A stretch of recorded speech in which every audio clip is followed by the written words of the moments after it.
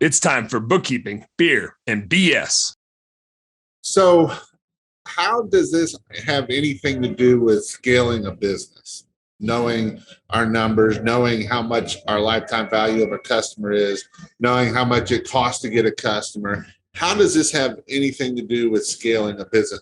I thought we just bought more rigs and just, if we can book it up and just keep buying more rigs, isn't that that way we can get bigger rigs every time?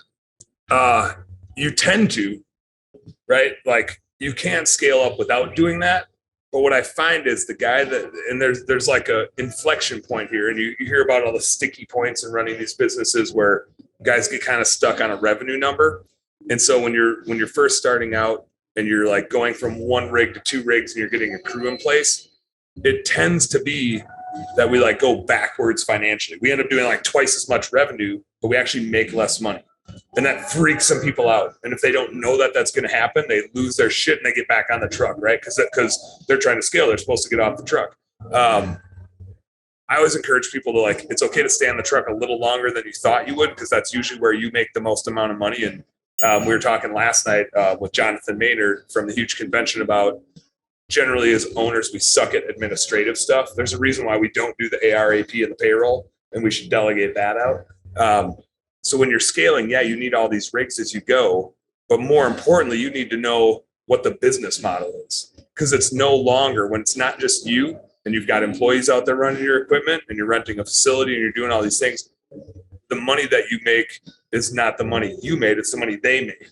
And it needs to pay your salary and it needs to pay you as an owner and generate a return, because that's why you have a business, is you're an investor and your business needs to generate a return, not just a paycheck. So to scale your business, you have to have that business model to know how much money's going here, how much money's going there, how much money's going there.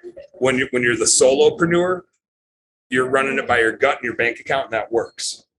When you start having the trade-off decisions of who am I sending out to this job and what equipment are they using, and do I rent this facility or not, and should I use this phone system and this CRM system, and all of a sudden you have all this infrastructure cost, you sure as hell better know what the hell that percent of spend on that thing needs to be to scale that business. Or by the time you start putting all these things in place, all your money's going to be gone. You're going to be doing twice as much work and not making any damn money. And how many businesses that you see, especially when you first start seeing people start doing bookkeeping, how many you see people that are actually making no money? And you're like, all right, what do we need to do to make this happen, to make where we start seeing a positive return? Probably like half. And it's usually the point where somebody needs bookkeeping. And I kind of talked about this earlier, that like your office person's probably not a great bookkeeper because they don't think strategically about how to organize your stuff, and your tax person's not a great bookkeeper. When you need a bookkeeper that's actually a finance person, that's why I talk about like the finance side of it. Like bookkeeping is an accounting thing. It's a finance thing. It's to help you make decisions. It's usually when you start hiring people. When you start hiring people and you have to pay them to go clean the thing instead of you get paid to go clean the thing, it totally changes the financial picture of your business. And that's when they usually come to me and they're like, I have no idea where my money's going anymore. I knew where it was going when I was the one touching everything. But now that I've got a few guys and I've got a couple trucks, I have no idea where everything is going, and I'm making less money. And that's scary as hell. Like I'm distributing money, but I'm maybe not taking a paycheck. And so they're trying to figure out the strategy of how to pay themselves, right? And about half of them have gone from, I thought I was making a lot of money, to now I don't know where my money's going.